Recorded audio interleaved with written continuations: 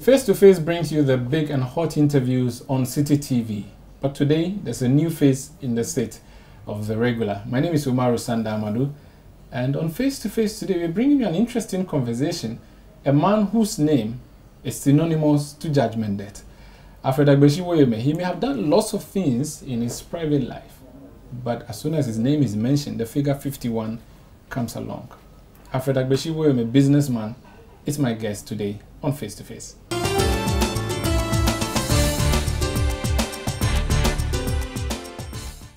Mr. Alfred Woyome, you're welcome to Face to Face on Citi TV.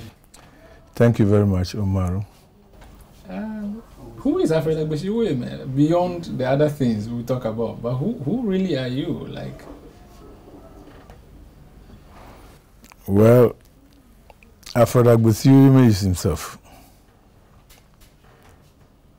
and a Ghanaian, born and bred in Ghana, a native of the Volta region, with bloodline in Dabon, and also a bloodline in the Ashanti, Akan. whoa. And all those places that these bloodlines come from are all royal homes.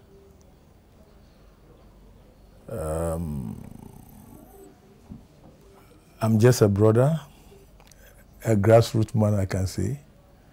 I enjoy being with the people. That's my concept. You were born in Dabala. You went to Bishop Herman. How was life in Bishop Herman School like? Well, to mention that I went to Bishop Herman is to be interested in only the college. Actually, I was born, but I lived most of my life during vacation periods and all those ones and childhood time in Accra, Newtown. Okay. Agbajena to be precise. And I worked with my mother in Makola Market. I had been following my father who worked in the judiciary. So we've been to Aguna Swedru. That's where I started my school, in Anglican Primary School in Aguna Swedru. We resided in Nkubim. So I speak Fanti very well. Oh, in the family, okay. And the judicial service carried us on to the Volta region. Who was in the judicial service, your dad or your mom? My father. My mom had been a Makola lady and the first woman and all those things. She's, because of the, unfortunately, because of this thing, these issues, she's gone to meet her maker. Condolences. Where I schooled in Hohoi, EP primary and the middle school. I went through the old system, so I had my middle school living certificate examination with distinction among the very few people over there. And I did a common entrance.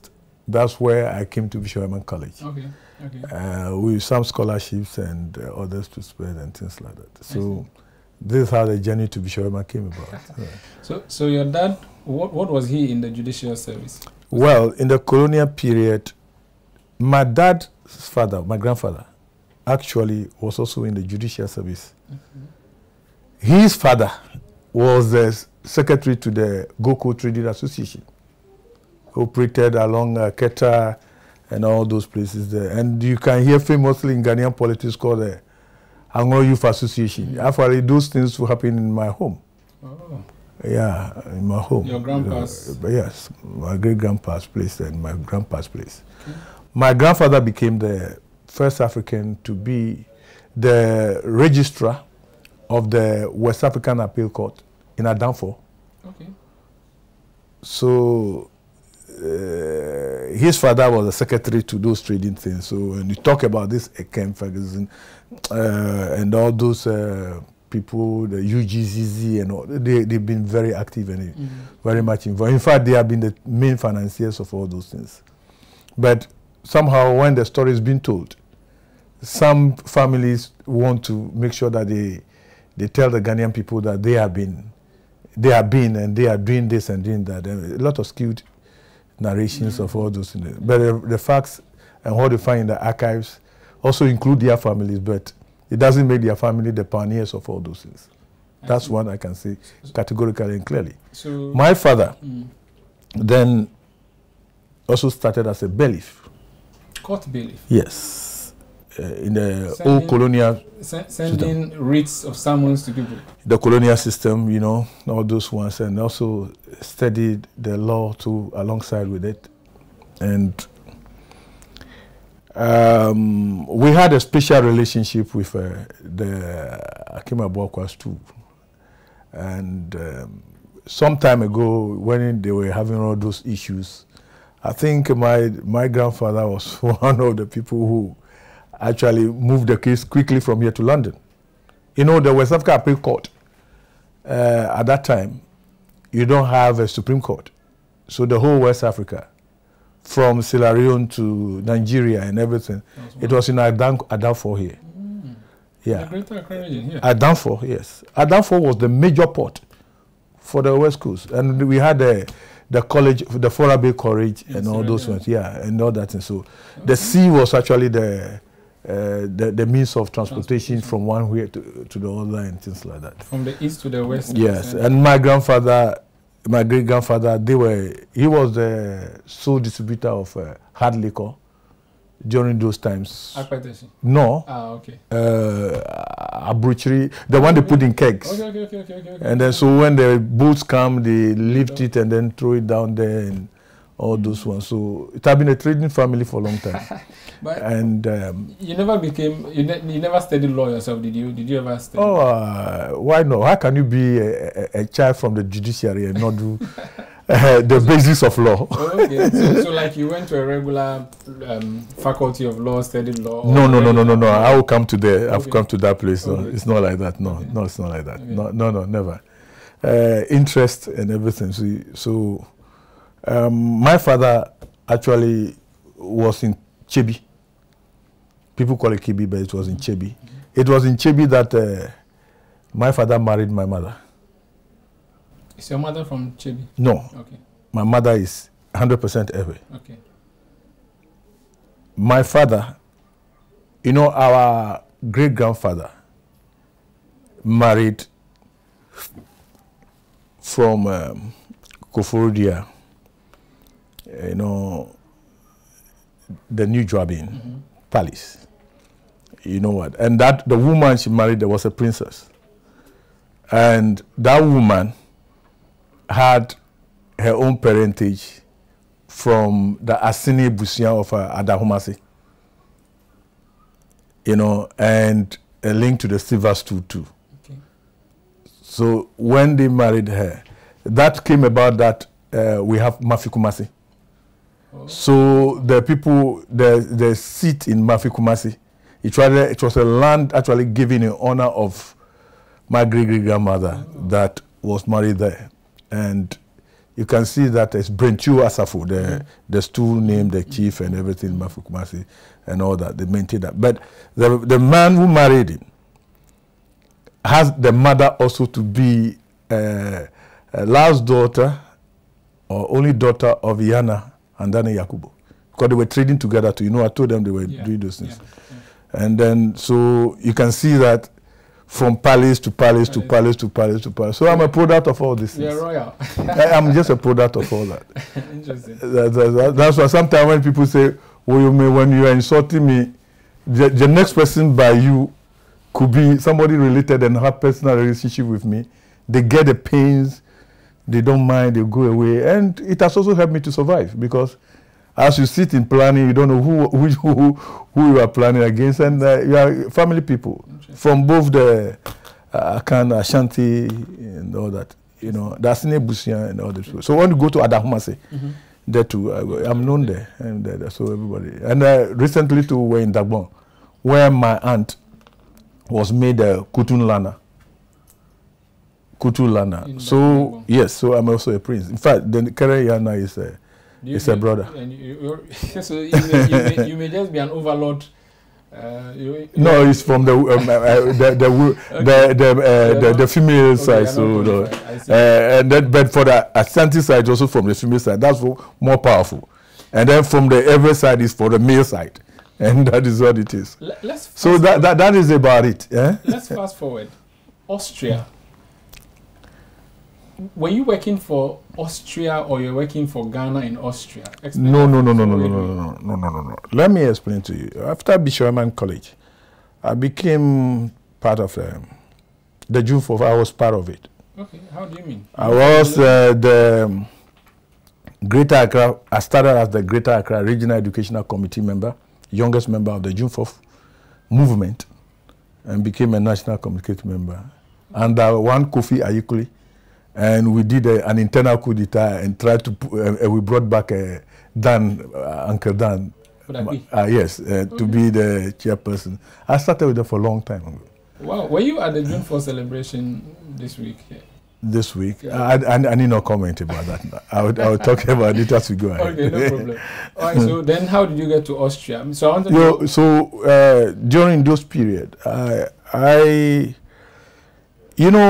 family can say to be positively the UP mix and things like that, and a few CPP and things like that. But the revolution actually gave me a different view, a different change and things like that. And for my own faith as a Christian, I saw and analyzed and understood that social democracy was actually Christianity. Christianity is a movement. It's a way of life. It's not per se religion and everything like that, but it's as we do, Christ has said we should do. We do his mission. So social democracy actually falls into that. So I embrace that very early. So in school, in Bishop Woyome, all those were, well, I did my best there. And I think seniors, juniors, classmates, we left my mark academically there. But we came down to, most of the time you say that distinction, nothing less than that. In all the certificates you get, I went to sixth form there. You were a smart kid. Well, I could say that I'm a lucky person. Okay. But I think I tried much. I did science, I did arts. I did combination of all, and I excel in all. And I think in Form 3, I think I had to do something with the Ghanaian, the sixth formers across the country, and I won.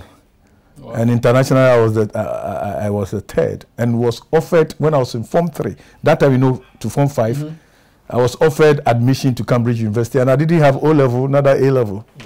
Wow. But all those periods, my passion had been how you can use mostly the human resource to the benefit of the person, the individual, and for the Pan-African movement.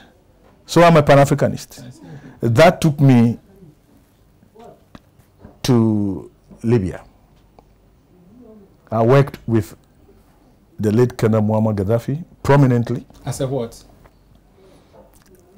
I started with the Amataba movement. I mean, intelligence and counterintelligence. That's what interested me. In fact, I was inspired much into that one by my uncle.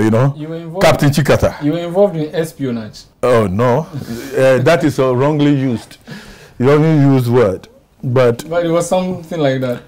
Intelligence and counterintelligence is something. It's a good subject. I think what I saw that the African. The African paradox.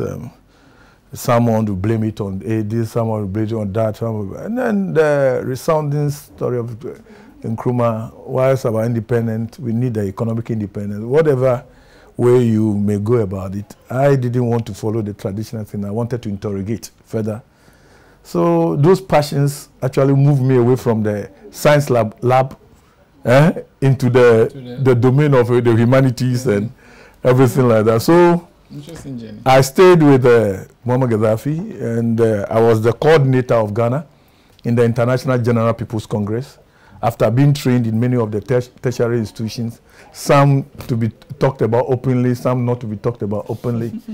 And then had my career development from there. That is, I left here after sixth form and had my tertiary from this institution, from this training, this, on this stuff, on that. And a lot of money was spent in my education by the Gaddafi regime in Europe and everywhere. And I rose up quickly and became part of his indispensable staff. So I worked as an assistant to him. I was involved in the local B thing. Negotiation. No. The negotiation to get people out. I was involved in turning the desert into agricultural place. The artificial river, the river. You know, and I was involved in the committee that actually changed the OAU to AU. I had to travel Africa most of the time. In fact, when Muammar Gaddafi came here, through the desert, we were the elite team that came here, football coupon here and there. I was also involved in the first AU, this is where people thought that Yadema of Togo cannot be, and because of the record, no, we didn't think about it like that. So I was part of it, part of the people who negotiated for the Dieu-Février hotel, to be given to the Libyans here and there, and then money to do those ones. So there I struck a personal relationship with the late president of Togo, Yadema. Okay, Yadema. And we were interested in a peaceful transition from there. And when I go there, sometimes motorcade, this and that, and many of the African presidents are friends. The former ones and 60s, 70s, 80s. My brother, much of the activities were in the 80s, 90s, early 90s, late 80s, and early 90s up to 2000. You're enjoying life? No, I was actually very, very enthusiastic about the liberty and the freedom of the African man. The young guys to aspire and be who you are. So a lot of my set goals I have to change all over the way. I have worked very, very hard and been in dangerous situations. I've been in the desert where they are talking about ISIS and all fundamental Islamists and things like that. Yes, of course. There are wonderful people who are the Islamists. But there are a lot of them too who have got it wrong. Just like a lot of us here who have got it wrong. It's a whole lot of historic issues that has piled up. People have skewed it to their own advantage, and it's creating problems. So those were the issues. I've been at Niger, the desert there, we're protecting. There is an huge uranium deposits. Being mined by the French. These are some of my issues with them anyway. So my issue here, it involves geopolitics too. It will shock you one day when I come and talk about it. A lot of people will do that. It will shock you. I am passionate about what I believe in, and by His grace, and I believe in Christ so much, and I believe in humanity. I don't think I believe in anybody as an enemy. If I see you misbehaving, insulting, sometimes I want to delve into what caused you to do that. Sometimes it's a misinformation, maleducation, sometimes youthful exuberances, and sometimes the sheer need for survival. So I have to obey my boss who is telling to do this, that. And I tell many of these politicians, and I tell them that, look, you can't keep on using your people over here, vote for me, I will do this, I will do that, to come and better your life and the life of your people. You can't continue doing that. Africans are not ready for that. Ghanaians are not ready for that one. What the people want here now is they want progress. So you see, people say, how did you survive it? I survived it because of Christ.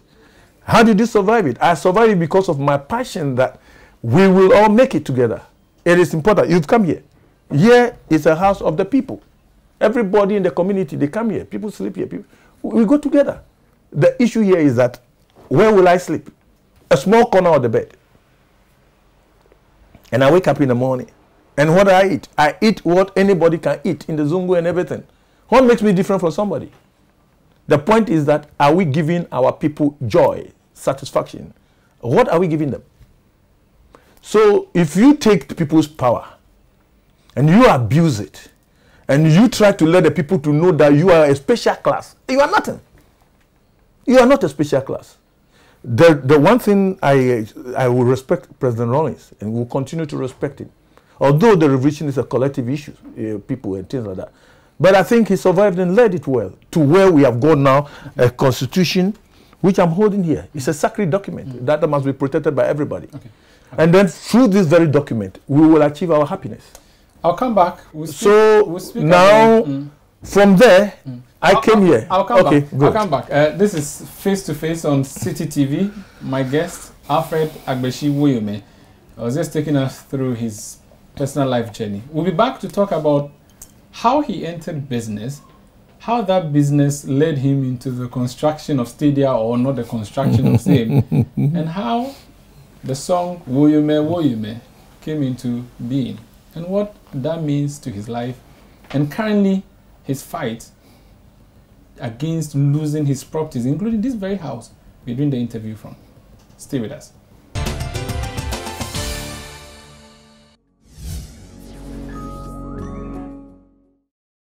Travel the country in just 30 minutes on the U-Tour bus. I'm just coming from the home, or from the palace of the new Yana. This is our story being told. Journeys to explore. From the plains to the greens to the scenery to everything. There's so much we need to do, you know, to boost tourism around this area. Ooh, that guy was just getting up. Learn and indulge in the culture and lifestyle of the people.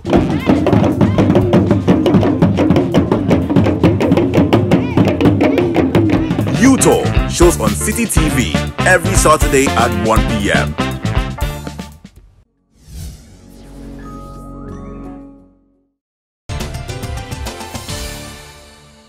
You're welcome back to Face on Citi TV, and my conversation today is with Alfred Woyome, businessman as is known.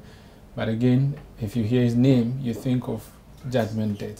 How did you end up involved in the construction or the not construction of stadia in 2008? What was that contract about? Well, to go directly into those issues, I think I will have to first of all answer your previous question. Why Austria? Okay. Okay. After with Gaddafi and all that, I came here, and it was obvious that NDC was going to lose in 2020. 2000, you mean? 2000. It was going to lose. So a lot of conversations were on, and I decided not to go back to Tripoli, but to find something to do about the future, which is completely unknown. Sometimes you will need to enter into the conversation and try to teleguide it towards the common interest of everybody. So I actually told my boss I'm not going to renew my contract, and that I had a duty also to perform over here. Then, through their insistence, they got the Austrians to let me represent them here as the Vice Honorary Consul of Austria, and through those local B issues and anything like that, I had the highest contract I can have in the United States, I mean the Western world. I will end there. And in the EU too. So when it comes to anybody who wants me to do something, because I've been very fair, I actually accepted it. So actually I represented the Austrian president with another Austrian in Ghana at 50. So I was with all the presidents there, representing the Austrian president here and there. If you could do that, it tells you... Were you an Austrian citizen? No. Okay, a Ghanaian citizen playing that role? Yes. Okay. As a vice honorary consul also.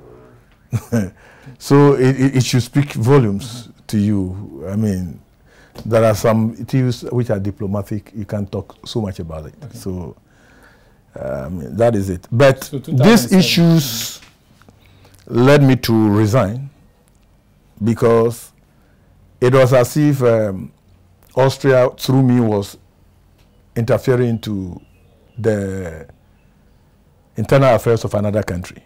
So to avoid a conflict of interest, where I was determined that President must come, I resigned as a vice honorary consul of Austria. Now, let's come to your question.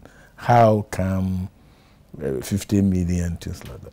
2008. Yes. As I was, as a diplomat, I worked with the Kufuor administration in the interest of the Austrian country and Europe and sometimes the United States, but within my own core belief, because these lines, nobody do it, of Pan-Africanism. I believe that positive and constructive cooperation with the very people who might have taken something from you would rather be the way forward of guiding our way out of the situation we find ourselves. In that, I had built a lot of bases, and we've been doing so many things of this financial engineering personally to many countries.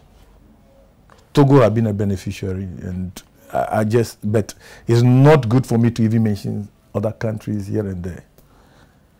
And before this judgment, I had got involved in the conversation on whether Ghana should go HEPIC or not to go HEPIC. And here I state clearly, Yao Safumafu even said it in the, as a test, when he was a prosecution witness for the government in the court there. I traveled this a lot. There was the issue where... As the sports minister? No, Yao Safumafu was the finance minister of Ghana. Was sports, okay, yeah, okay. The finance minister of Ghana at that time. And we'd move around. I've tried my best for Ghana to get out of HEPIC here. A lot of the work I have done, and I want to state it categorically and clearly here, that Ghana's ability to go to the World Cup first time 2006 was my work. Okay. The issue here is that I had to make sure that the Black Stars were taken to Austria, trained in the Bavarian region, sponsored by a company I work with, Red Bull, as part of my businesses, and passed there from there on the ground to that place, where I use my own personal money also to help as many people as possible to lead it. So some of the players, they know me personally also. So in the same vein, I facilitated the first and most modern soccer academy in sub-Saharan Africa, in Saftong, Fiji, there, where people thought nothing can happen there. No. I said, yes, we will go there. The Red Bull and other people, they followed me. We went to do it. And it's still existing now. That's where Wafa has come in. Is now. Yes. It's my... You engineered that? Not only that, I added money, do so many things to make sure that it's done. I didn't stop there. Hospitals and other things. And many other things I've done. But those ones that were business, where I facilitated and got all people around to do the complete design, structure, engineering, and everything for this country, for which I have been paid by the state through those companies. We call them supply contract. Have been Sogakopo Hospital, Begro District Hospital, Gushegu. You know, you can see what it is. Yeah, because it's in Dabola, so Gushegu District Hospital. All those ones. How did they come about? Particularly Begro, we could not get water. How do we get underground water? I had to bring even the whole thing from Europe for them to dig deep to another to get a fresh water for the hospital to exist in Begro. Because the conversation was it should be in Koforia. We said no, Koforia will have it, but let Begro have it first. I should have particular interest in Koforia, but I believe that we could do something better for it. So the late Jake and everything like that, we worked. We've been friends. Look, my grandfather and other people, I told you about the UP thing, so it's been very entrenched. But me, I'm a different crop, and many of us are a different crop. But does not mean that you will sit down over here for the belief of other. I mean, everybody can believe anything. And if Kufuor was the president, and then do we say that his reign, 4 years, Ghanaians who don't believe in the ideology of Kufuor should wait and waste 4 years of our lives? We can't waste even a minute. Therefore, whatever will make that president elected by the people to succeed, I will do that. But I was clear that I want Professor Mills to also come in. So you're a party opponent by helping the government to develop the country? You see, the issue of a party opponent or foe or everything like that is a manipulation by politicians to sow this. Right now, when you look at NDC program and MPP program, which one of it is really expressing social democracy? Which one of it is expressing whatever they are doing? They are the actual thing behind it is particularly somebody promoting the father, we are this, we are that, to entrench, and if you want a Ghana, the constitution of this country give room to everyone born in Gambaga and anywhere who aspire to be a president, who aspire to be an MP, to be an MP. Not through this. This is the fight, some of the fight that some people don't want to hear. Let's go back. How did you get involved in the stadia construction? So then, in 2001, Honorable Osekweku called me that you've been doing this, you've been doing that, we've been doing that. And sometimes I met for many of the African, you know, you've been doing this. So please, what can you do for us to do a program for the youth? So I decided that we had to turn Ghana into a sports tourism center. You see, when you build stadium, you build other places and things like that, and you leave those things just to rot and go like that. I mean, it doesn't work. In Austria, what I saw was that they have sports mixed with other tourism. It earned them 40 billion per annum. If we can only take, you know, many of these sports that they do all around Africa, this running, all those ones, it gives money. So then, how do you make Ghana a safe place for sports tourism, where programs can be held, everything, people hide it? This was the beginning of it. So I said, okay, Honorable Osekweku, may he so rest in peace. What a wonderful man. Things transit, then it came to Rashid Bauer, yes, and all that. So I have to bring in Turkish companies, European companies, some of them ended up doing this, renew this, the bridge linking Akosombo and Volta region. Atimpoku, that bridge, yeah, you know. So I have to, it's some of those companies. And that's Central Tong, the new used to the water project. It was all from Austria and all this and that. So it was part of all those huge mobilization of people and things like that. So we said, okay, for us to do something and that to have a justification, then we needed to actually host a tournament. That brought the idea about CAN 2008. And believe you me, Rashid Bauer is there. Go and ask him. Rex Dankwa, ask him. How did they win it? It's me in Egypt. Libya was their contestant. I had to travel to Libya to actually tell my folks that leave us, let's do it, because it's part of the Pan-African issues and things like that. So a lot of things were done. Then we won the whole issue. So we have something. I had to travel to Washington to talk to these guys that, look, Ghana, we have already, that's why I was basically against the HIPIC issue, but we've gone into it. So how do we manage it? So the they said... so you had won the bid and you needed the physical infrastructure to support money and everything. So then, when they formed the LOC, Kofi Amwa was not part of it. I hear Paul Adumochiri the other time he pick Kofi Amwa and talk. Dr. Kofi Amwa. This thing, he deep neck into it. These problems. How? Why? Because the story has not been told. And the story will be told. When he was flying to China, I called him personally and I told him, what you are going to do is going to bring a whole lot of issues, which will go. Why? You, Dr. Kofi Amwa, you can write a letter and instruct a minister, because Kufuor was told him to do that. All I'm speaking about here, they are all documented. Many of you have been tendered. So you don't, I'm not talking from this thing here. So the issue here is this. The LOC itself, when they started, I had to fund it. So that one, they compensated me through a court order. And that one had not come to the public domain. Okay. So I funded it. Then they brought in Dr. Kofi Amwa. Now, the conversation here is that how did we do it? Obi Amwa, wonderful man. Wonderful man. Former deputy spokesman. Yes.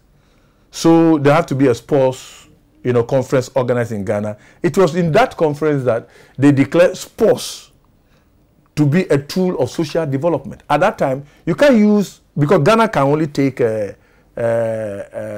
soft loans. And you can't use soft loans to sponsor sports activity. So we need that declaration. It was from there that I had to go to the Multinational Investment Guarantee Agency of the World Bank, MIGA, in Washington, to get them to support the government of Ghana in terms of guarantee, because we're HIPIC. And we got that. And I had to go to the market here to make sure in New York, trading here and there, and go Bank Austria to take that money and offered Ghana that money, almost $1.4 billion. The softest loan ever to any country south of the Sahara. So, but politics. So it's good that you're giving us this perspective, but also because of time, then my it's okay. Waterville. So you were connected to Waterville in a way. We were doing our thing. Okay. Before we were going for the bid, then a lot of all these issues, they canceled first contract first. The Turkish wanted to go to court. I had to go and compensate them myself because I don't want the program to be disturbed. Okay. Then Vamet said, okay, I want to do only the hospitals. VTech said, I'm not interested in the hospital again because of all that, the stadium, because of all that is happening. That's why Waterville was formed and was put together to take over from Vamet. Okay. And we did that transfer of authority and everything in Austria. Okay. But in fact, all this thing that we are talking about was a procurement process issue. Okay. In 2005, the procurement was concluded. A concurrent approval was given, which means it's contract. That is 2005. Waterville had been given a contract in 2005. To do all that, the money to have been offered, Bank of Ghana interviewed me, they checked everything was there. Who signed the contract in 2005? Do you remember? Look, what I'm saying is that it came, the first one that was signed by Rashid Bawa was thrown out before we did the bid. After the bid, by the law, procurement law, when the winner of the bid, if it receives concurrent approval, a contract is in force. Okay. So Waterville, together with my consortium, received a concurrent approval. Okay. And that approval by law says that you must, in 30 days, sign a contract. Okay. Then they went to cabinet. That's the famous cabinet memo, where it was planned, it is in there, premeditated, that we are taking this thing away from them. That I have gone to China, I've seen the Chinese, and I'm going to give it to the Chinese. And then Safumafo write there that if we take this thing away from them, there will be international backlash. It's in the cabinet memo. Then they said, then we have to rally all our forces internally and internationally to defend this. And this is what they've been doing till now. So you lost the contract that you had genuinely won? Not that we lost the contract, because you can't lose it by our law. So it was taken away from you? It was illegally subverted. The people who did that is a criminal offense. Okay. So to simplify the language, You and whatever, so you're a consultant, got a contract to do this stadium. I'm arranging the money, arranging all the people, including whatever, everybody. I led everything. But even before you could pour a bag of cement or put a brick on the ground, the contract was taken away from you, and you are saying it was done illegally. The contract was not taken. Okay. Cabinet purported to have cancelled it. Okay. Which power they did not have from law. So I brought lawyers from London to come and deal with the matter for negotiation out, because I had spent money to set up offices in New York, Washington, D.C., Vienna, and Italy and other places with people, and we were paying per hour for over 3 years. We have spent over $20 million to raise $1.4 billion for Ghana. So then, if you say go, where do I get my money back? So then you went to protest legally. You went to court.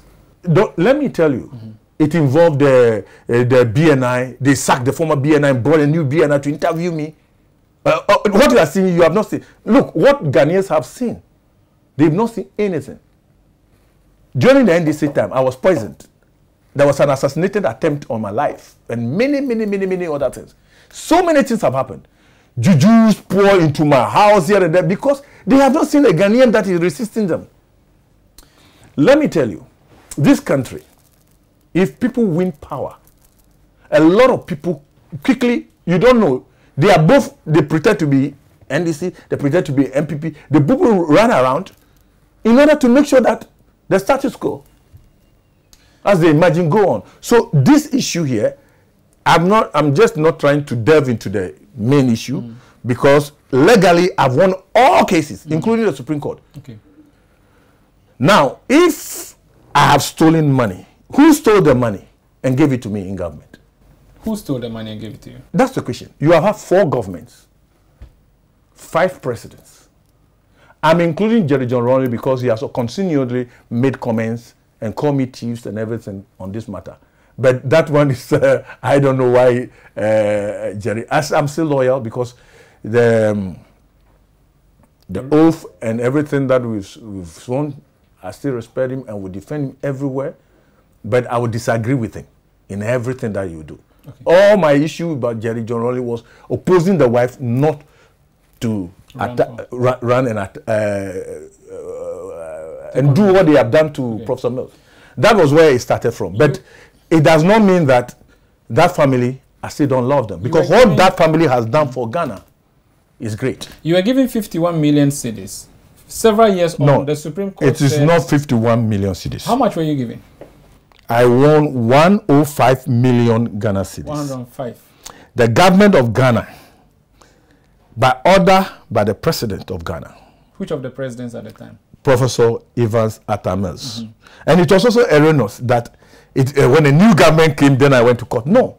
This matter was there, together with the security forces until, and all other people with the AG, until there was a change of power. Okay. It was during the continued negotiations that I went to that place. There are 2 things. When Wataville left the whole scene, the Chinese that came here said that they cannot build Kumasi and Accra Sports Studio. At that time, Waterville had already sent a lot of prefab things already in the sea, and they were negotiating that they should hand it over to some other company, Michelechi, which was a subcontractor and also owned by some of the directors of the Waterville, to do the work. The point is that Alfred Woyome must be eliminated from the whole issue. So government went and borrowed money from Barclays Bank, and that money resulted in the sack of the Barclays MD, the woman. There's a whole story about this. So when that issue occurred, they went and signed a contract with Waterville in 2006. I went to court on the procurement breach, which caused a financial loss to me and my people, on an issue of 2005. So when you read the criminal case and everything, that distinction is there. So Martin Amidu, we'll come to Martin Amidu. He paid 2 times this very thing. As an attorney general? Yes. 105, they sat with me. They negotiated with me. And they said I should take my interest, my profit, and everything. And I took it out. So that the cost, which included cost to UT Bank, Unibank was not directly involved, but they financed the debt. So paid, and Ghanaian banks, where the first tranche paid, was transferred from my account to them. The government knows about that. Both MPP, NDC, parliamentarians, they know it. They've been lying to you people. The second tranche was paid. My houses that were seized and sold in the Washington, D.C., and other people who worked there were sent to them. So, in fact, the amount that were paid went in to pay people and other people whose costs were involved in this matter. All right. Now, at the end of it, we negotiated, we signed by the AG. There was a presidential committee by the chief of staff and other people, and we sent this thing to the court. The court agreed and said they will not pay it. I went back to the court again, and when it came to a time whereby if you don't pay, you can go to jail, they started paying. Martin Amidu came and paid 2 tranches. Were you paid all the 51 million cedis? Was it all paid to you? 51 point something million was paid to me. Okay. What, 0.1? 51 point something was paid to me. Okay. It was 0.2. Okay, that's fine. So were paid to me through me to consortium members. Okay. In fact, what I should earn, I gave it to the country. How much was your share of the 51? I'm saying that what I should earn. I just want to know how much you're supposed to have earned that you gave to the country. 104, 105, so that's minus the general, 51. That's the general figure. Yeah, minus 51 is what I should get. Okay, so the other side goes to the banks and all of that. Yes. Out of the 51, how much did Alfred Woyome chop with his mouth? But what does that mean? That I don't even know. Because you said they are consortium members. But what am I also not consortium member? I just want to know so that if I had 2 cities, which I put to try to help Ghanaian youth program, where the World Bank have estimated that we could be earning 250 million euros per year in terms of sports tourism. I went to what do you call it, so you gain what you planted, and I'm just saying. No, I didn't gain what I planted. No, I'm just saying when you are in business, is what you invest that you get back. You are consortium. So I'm just saying that. Do you know investment? I'm asking you. It's not capital. Every money, every time value is on capital so and effort and money. Nobody has collected that. Again. Maybe I didn't put it well. Yes. I'm asking that did all the 51 million cedis go to Alfred Woyome, or there were other beneficiaries? And would I have just stated it. The government of Ghana is in a better position to tell you how much money has gone to who and who. But they have Yoko. They took all the accounts. They know and have all this evidence. They know where this went to, where this went to. Why are they coming to come and tell people, hey, you should bring the money? They should come out and tell the everybody people. Is saying that Alfred Woyome should cough up the money. If you know you Excuse don't have me, if people have been led, I told you in the preamble that to be misbehaving and be talking because of the state they put them in, why should I beguile them? I could have jailed a lot of some people. I sent some journalists and other people, but I found out that it's not their fault. You don't think you should clear your name now that you have the opportunity? Excuse me, this has become legal. Okay. And the best place to clear your name is within the court. The 51 million that was given to you, several years on, the Supreme Court ruled that it was illegally acquired. No, the Supreme Court never ruled like that. Because it had not gone to Parliament. This is also a wrong conversation to the people. I was in court when the judgment was delivered. Then you are relating the legal matter wrongly. What did the judges say? Good. The first ordinary bench said this has nothing to do with the contract of Varmet of 2006. It is 2005. So the ordinary court to do it. Then Datiba left. Datiba has written a book and condemned the Supreme Court on this matter, mentioning that case. Go and get the book and read. But the Supreme Court... When Datiba left, Martin Alamisu Amidu, who had contracted and got a sign with MPP through a Sankuma in London, was on a political agenda. He accused his own people that they were corrupt and everything. When he cannot prove it, he attempted to beat the former president. He was sacked for insubordination. That he has denied. Not, I am telling you. I'm just saying he has denied, for the record. He was sacked. Now this government has come here and make sure that they are paid judgment debt to Martin Amidu for being sacked wrongly. Sack is sacked. Somebody who appointed you and they ask Martin Amidu whether you are not collecting judgment debt now for this. So Martin Alamisu Amidu went and linked me to a contract of 2006, which I'm not linked to at all. I'll come back to you. And then they know that it was a final judgment, so they delivered it and thinking that they have tied my hand. No, I'll come you back. have opened my hand. I'll come back. We'll talk about Martin Amidu. This is Face to Face on Citi TV. My guest, Alfred Woyome. I'm Umaru Sanda Amadu. Don't go away.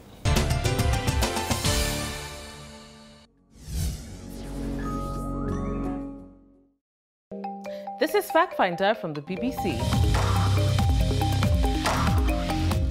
We live in a world where news travels fast, and sometimes it's hard to differentiate fact from fiction.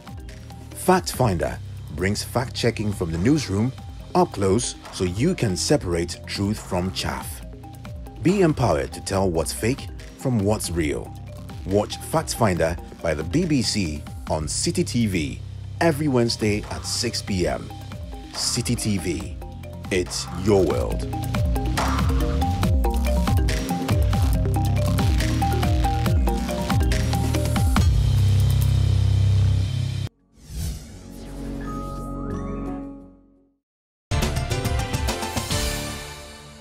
Thank you for staying with Citi TV. This is still Face to Face. My name is Umaru Sanda Amadu. My guest is Alfred Woyome. Martin Alamisi Benz Kaiser Amidu. He was removed as Attorney General.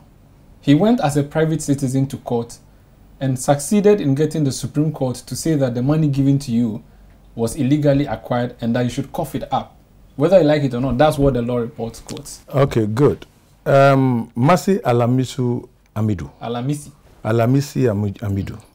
He went to the Supreme Court under which article? 185. 1815 per se. International agreements. Good. Am I from Azerbaijan? Or I am still known as the Togolese guy? Or Dagbon guy? Where I've told you I'm from. Yes. And my bloodline tells you that I'm a very typical and pure Ghanaian. But Waterville is not from Dagbon.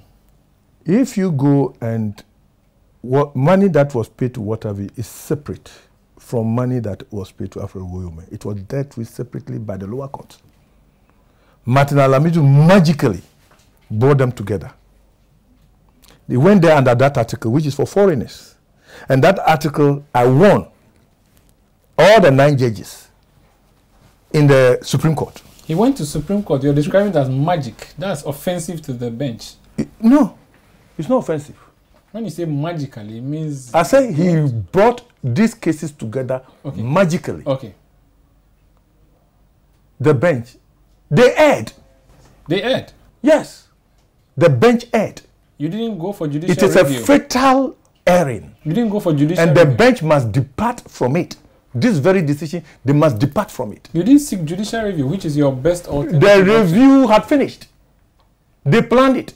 I have won the ordinary bench, and then they went on the review, which is the finality in every this in Ghana. That is what they did. And that's where, in the ordinary bench, Justice Doche, went there and said, create, loot, and share.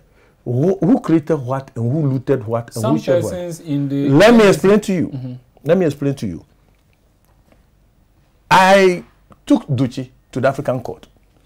And the African court judgment is here with me. Take time and read it and see how they tore Justice Doche apart. What he did was not correct. He should have recused himself. I am the #1 defender of the judiciary, and I will continue defending the judiciary because I'm a child of the judiciary. And I will ensure the judiciary do the right thing. It is our father in this democracy. Anything to prevent war, to do anything, it will be the judiciary. And the judiciary must be sacred. And now, my right, this constitution that have been made here, they are there for my happiness, for your happiness. We are bigger than the government. The government is for us. They must serve us. And that's why we must willingly pay taxes so that their job can be. They are not there for to be worshipped. Yeah, but the judiciary is an arm of government. And if it has made good, they erred. You have erred. They erred and erred badly. The agreement was not taken to Parliament. Excuse me. They took 2006 agreement. Was I in the dock? Did they scrutinize it? That's why they said that they were afraid that the lower court, who had taken evidence, may come to a different decision to the decision they were doing. They wrote it in that judgment. They were afraid. Mr. Alfred Woyome, listen, the judgment which Doche wrote in that review said that they are afraid that the lower courts, if they leave the matter for them, will come to a different determination, which actually happened in the Court of Appeal, which says that 2005 is not equal to 2006. 2006, for whatever. I'm not a director, I'm not a member, I'm nothing. I didn't take that agreement to court in order for me to be linked to it. How do you link 1 year apart event magically? And then Duche said the sun rose from the east and now illuminated the Watavi contract, and suddenly Mr. Woyome is linked. In my pleading in the lower court, I mentioned the Waterville agreement that after that, Waterville went, they gave Waterville contract in 2006. If I mention Waterville, does not mean I'm linked to Waterville. My contract with government is by effect of law. But it is joined, simple, whether you like it or not, to the Waterville. Erroneously, that's why I said they've erred. Now, the honorable judges know, and I know in the deepest of their mind, in fact, about what Dateba has written. Dateba even suggested that if it is not stopped, it can bring chaotic disturbances in this country. It will be a total overthrow of our constitution. Read the Dateba analysis about Why it. would the executive be against you, and now you're saying the judiciary was also against you? Excuse me. Let me explain something to you. Executive being against me, judiciary being against me, it's not my issue. My issue is about what we are talking about now. As I went to the court in the international court, the ICC, I heard them saying that they have won. They didn't win anything. I won there. The question was that you have linked me to that Waterville contract under that article. So I went to the ICC with the question that if I am linked to that contract, then hear me so that I can take my rights. Okay. The ICC said, you are not linked to the contract. That's the result I wanted. You are not linked to this contract, therefore we don't want to go into the matter concerning you. Okay. So when it came, you were jubilating that it is not. That's why I went to the African Court for Human and People's Rights. Okay. And that one, they were challenging. We'll come to that court. Now, why? This is Face to Face on Citi TV. You cannot unpack the Alfred Woyome 51 million judgment death case in one sitting or in one show. But we would have to end it for now. We'll be back and continue with this particular conversation. My name is Umaru Sanda Amadu. Thank you for watching Face to Face. Do join us again on Citi TV.